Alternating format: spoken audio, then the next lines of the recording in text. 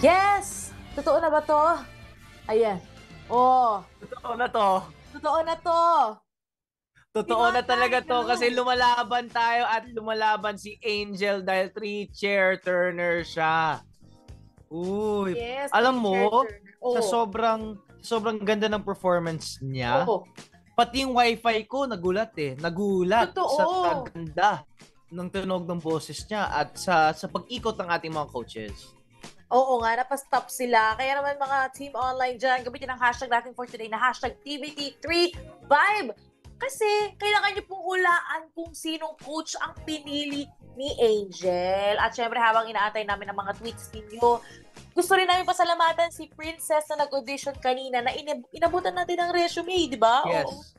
Congratulations, Princess, kasi for sure, you made your team, your band proud. Oo. At syempre, napakagaling mo pa rin.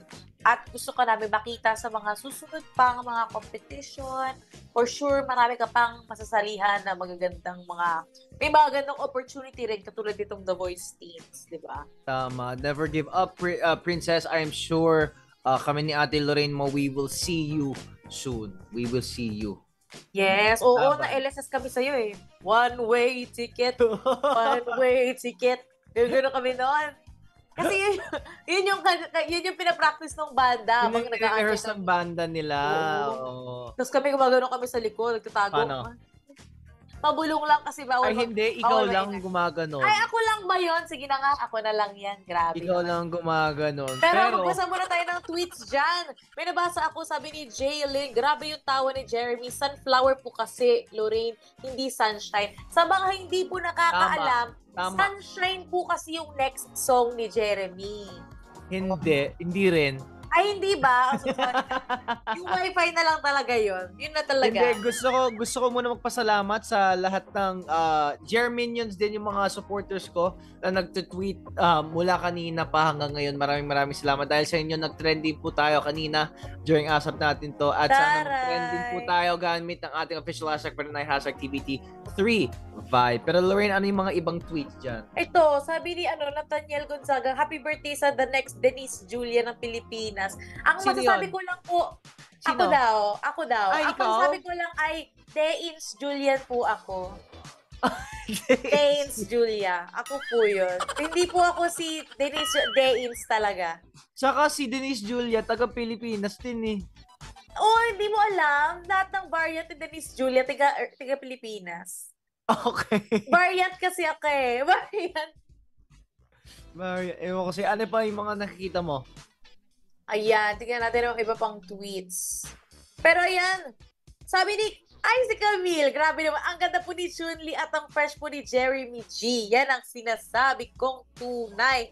Super fresh. Talaga? Pero, sino muna ang hula ninyo?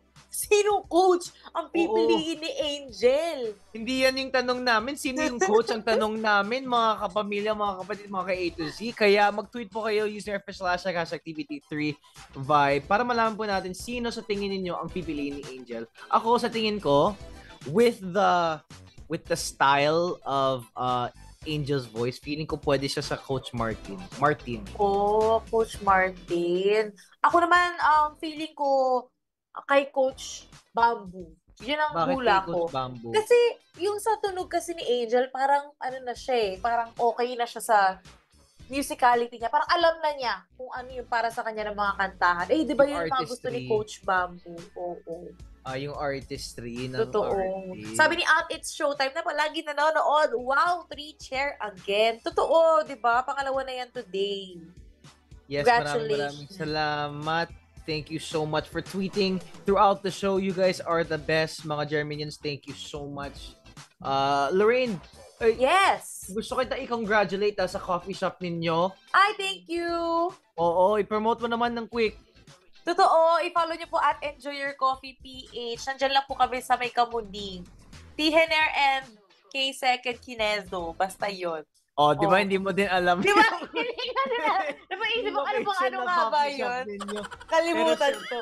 But of course, mga kapamilya, mga kapatid, mga ka-A to Z or Team Online, itutuloy namin ni Lorraine ang kwentuhan at yung kulitan sa YouTube channel ng The Voice Teens Philippines. Kaya Yes.